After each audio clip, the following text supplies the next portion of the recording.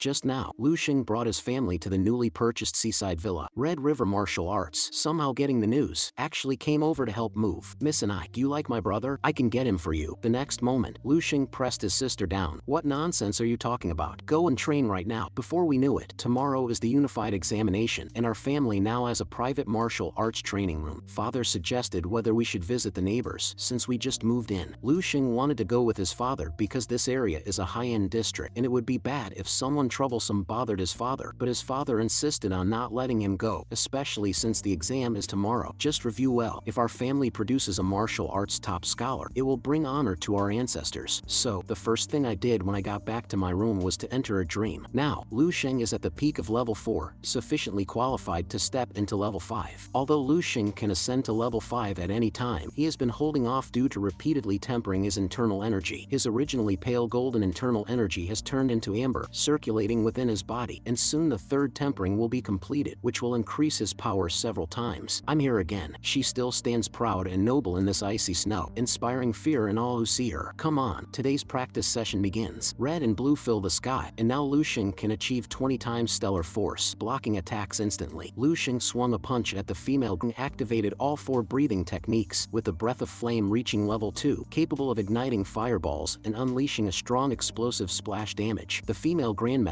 caught it with one hand, a slight smile on her lips, her body covered with ice spikes. The next moment, a large ice cone grew from the female grandmaster, and luckily, Lu Xing reacted in time, otherwise, the ice cone would have severely injured him. I've been seeking her as a practice partner frequently, and now I can last 5 minutes under her without dying, a far cry from being instantly killed at the beginning. Now the complete martial path has integrated into my body, and if I bring all my martial arts to the intricate mastery level, the complete martial path might even advance further. Before Lu Xing could react, the chilling pressure from the female grandmaster was already flying towards him, making Lu Xing step back slightly intimidated. Okay, I can't beat you now, but don't be smug. After the unified examination, my authority will definitely break through level 4, and then I will unlock the subsequent techniques of the 3 great level 11 martial arts. Once my strength breaks through again, stepping into level 5, I should be able to defeat you. As I sparred more with the female grandmaster, my desire for the grandmaster martial arts that condense ice into spears grew stronger. However, Lu Xing now has his own weapon, one that cost a whopping 2.7 billion, the endless blade wheel. This ordeal has left me with only a few million to my name. No wonder Mindweaver is so costly. It's a money-burning bottomless pit of a profession, but as costly as it is, the weapon is worth it. Even 10,000 years later in martial arts, Mindweaver remains a highly sought-after top-tier profession. Over the past 2 months, Lu Xing has also mastered a lethal technique from the level 5 martial arts of the endless blade wheel, described in the Fire Seed database in just 3 words, can cut a grandmaster. If level 5 can cut down a grandmaster, what about level 6 or even 7? Damn, her defense is too formidable. Ordinary moves of the endless blade wheel can't touch her. If I use the strongest move of the endless blade wheel, I might severely injure the female grandmaster, but then my mental energy would be depleted, and I would be killed by her spear. Now, under the enhancement of the immortal golden body and the breath of wind, my speed is comparable to hers. As long as I don't intentionally expose myself, she can't touch me. Unfortunately, there's no suitable opponent to spar with now. The female warrior goddess is too strong for trial and error. Forcing a fight now would result in her injuring me fatally. I don't even know my limits. However, tomorrow's unified examination might provide an opportunity to test this. I'm coming for the provincial top scholar, but my goals go far beyond that. On the day of the unified exam, Lu's mom prepared his favorite meat buns and prayed, may little Xing score well on his exam. His sister expressed a desire to go too. Good, you can experience the tension of the exam beforehand. Son, do your best. No matter the outcome, you are the pride of mom and dad. At this moment, Lu's dad, driving, urged everyone to hurry. We might be late for the exam. Son, do your best. Our family's hope for a martial scholar rests on you. His sister remarked, Dad, am I someone you picked up from the riverside? 25 minutes later, they arrived at the exam venue. As soon as Lu Xing stepped out of the car, various voices surrounded him. Dear, don't be nervous. Aim to perform beyond your usual and get into a key martial university. It seemed like a long time since Lu Xing had returned to normal life. A few months ago, these voices would have accompanied him too. Then, Lu's dad said nostalgically, I can't believe so many years have passed. I also took the martial arts exam here, but unfortunately, my talents in nutrition were insufficient, and I was quickly eliminated. But son, you are 100 times stronger than your dad. I won't say much, just give it your all. His dad's indulgence brought tears to Lu Xing's eyes. Inside the venue, everyone was neatly lined up in familiar order for entry. Area A was for testing vital energy and blood values, and Area B was for testing combat strength. The instructor noticed something unusual with the queue in the back. What's the matter with you? Line up quickly. The cues in front and back are squeezed together. Why leave such a big gap in the middle? A chubby student trembled. Instructor, it's not that we don't want to move forward, but I get inexplicably nervous and tremble when I get near him. The instructor angrily stepped forward. What nonsense, that's a bad habit. But when he came within half a meter of Lu Sheng, he felt an inexplicable pressure. His experienced self certainly knew this was the strength of an aura. When a martial artist's vital energy and blood value is concentrated to a certain level, it naturally exudes an aura, and ordinary people feel like they are approaching a fierce beast, and the body's protective mechanism instinctively wants to flee this danger. What kind of monster is this student? Well, there's no helping it. This student instructors had no choice but to consult their superiors and then arranged for Lu Sheng to go test his combat power first, as they had never encountered such a situation in their careers. Meanwhile, inside the venue, a competitor with yellow hair and a green aura gathered his strongest strike ever and launched it at the dummy, aiming for a spot at Eastern Peace Martial University. At that moment, Hat instructor looked puzzled at the two people walking over. Hey, old John, what's the situation? This student's vital energy and blood values haven't been recorded yet. Why did you bring him here? Glasses secretly informed Hat about the previous test and suggested whether Hat's side should switch to more advanced machinery to avoid embarrassment. We can't afford to lose face here. Confidently, Hat gestured with his hands. Don't worry, this machine's testing limit is 990,000. It won't be a problem even for level 6 martial artists. Don't tell me that kid is a grandmaster. Haha. Then, Uncle confidently waved Lu Sheng over to test, but the next moment, he was startled by the sight before him. In his over 40 years of experience, it was his first time seeing a student with such a terrifying aura, like a beast on the battlefield. Seeing this, Lu Sheng smiled at the examiner. Hello, examiner, contestant number 000565 from White River City, Lu Sheng. The examiner looked deflated like a wilted balloon. Okay, please